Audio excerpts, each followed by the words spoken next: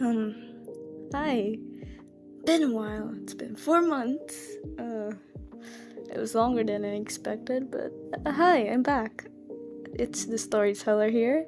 I am back again with another fanfic that is Rengoku X male listener. You also have bangs to cover your other eye, and you're shorter than the Miss Hashira, I believe.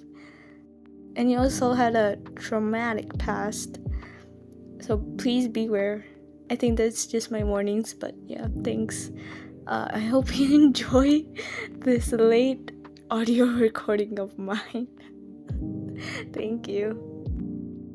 Listener, the Void Hashira was a cold person both figuratively and literally to most people, not excluding the other Hashira. He would be the person whom many would describe as a lone wolf, who wished he could work alone, that is always accompanied by someone whether he wanted to be or not. Of course, that's not necessarily the truth. Sure, listener would rather work alone, but that's only because he wasn't the best at social interactions or people in general. Listener was rather short for his age, probably shorter than Miss Hashira himself, and wasn't as cold as he tried to be around others. He was quiet, shy, and maybe had a bit of a low self-esteem. Due to a traumatic past, he restricted himself from getting in contact with anyone, which was maybe why he came off as cold. It seems we have been paired together again, listener. Rengoku's cheerful tone almost startled the other Hashira, but they managed to keep himself calm, at least on the outside. Listener looked at the brightly colored male with one dull eye color hue, almost having to squint from how bright he was. The Void Hashira let out what sounded like a disappointed sigh, before his eyes shifted to look ahead of him again. Maybe I'll get to see that other side of you Mitsuri likes to talk about. Other side? Listener repeated, shifting his eye to look back at the flame pillar, who was now walking beside him. Rengoku's golden eyes met with the other's pair of eyes for a second, before listener quickly looked ahead again, clearly avoiding eye contact with the taller man. Mitsuri likes to talk about how guys like you always have a soft side to them. Rengoku explained, as if it was just common knowledge. It will take us a bit to get to our destination, especially since we will have to travel on foot. That means we have to spend at least a night together, and I don't believe you can keep that cold facade forever. Facade? I don't believe someone like you can be actually as cold as you act, the flame pillar stated, pointing his finger up in the air as if he was stating a fact. I'm sure you'll come around to trusting me eventually. Rengoku went to assumingly pat listener on his shoulder, but the void pillar was able to dodge his hand by stepping slightly to the side. The taller male let out a light chuckle, not offended in the slightest that he was dodged, as if it was a common occurrence between them. He could try to hug, to pat him on the back, and listener would dodge every time. Yet he still tried, almost as if one day, listener wouldn't dodge for whatever reason. We'll make our way to 𝚃𝙰𝙀𝙀 family mansion to stay the night before continuing to the last known location of the demon. He explained the plan to listener. Okay. The shorter male said simply, not having much to add to the conversation himself, whereas Rengoku certainly had a few things he wanted to talk about, even if he wasn't going to get a response for most of them. For the most part, listener listened silently to what the other was talking about, even as the one-sided conversation seemed to drone on halfway through their walk to the Wisteria family mansion the flame pillar had talked about. Can I ask about your other eye? Rengoku suddenly asked, which caused listener to suddenly stiffen in his movements from the uncomfortable question. You just keep it covered all the time with your bangs, and I was just wondering why. It would probably be easier for you to fight if you didn't cover your eye like that. Drop it.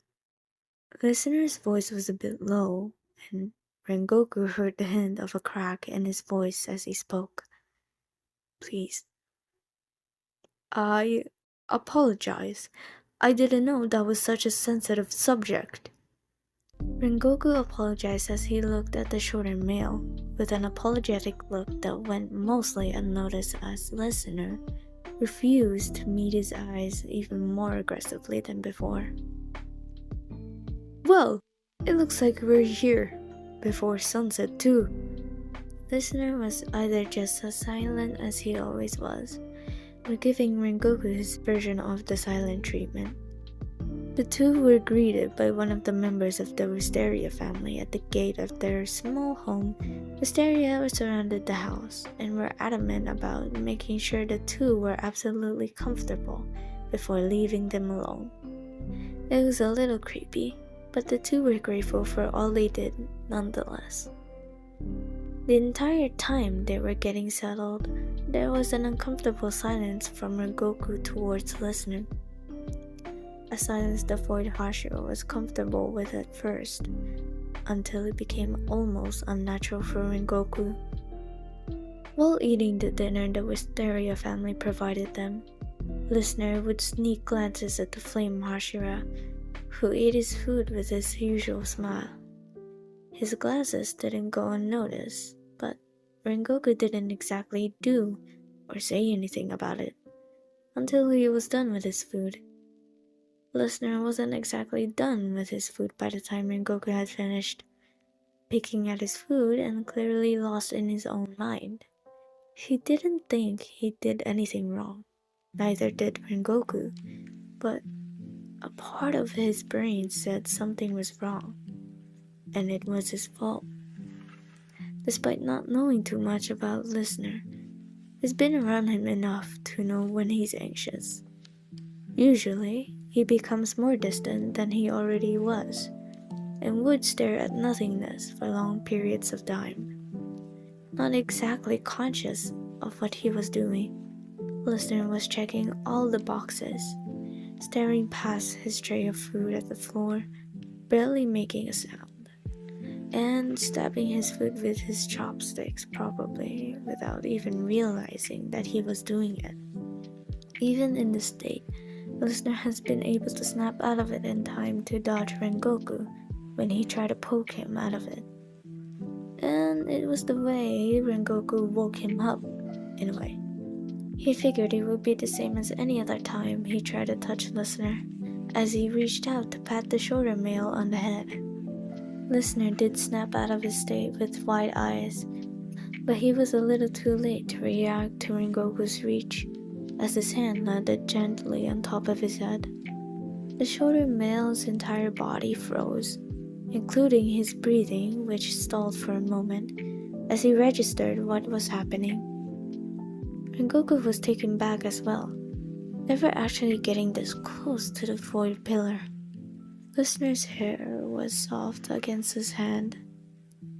The two sat there, Rengoku's hand resting on his head for what seemed like a few minutes of stunned silence, before listener's body was able to react, just not in the way the flame pillar was expecting. Listener's eyes slowly became more and more watery, until his tears started to fall down his cheek like waterfall, completely stunning Rengoku, who has never seen him cry for as long as he's known them. He panicked slightly, not sure if it was listener didn't want to be touched that badly, or if it was because he was touch-starved.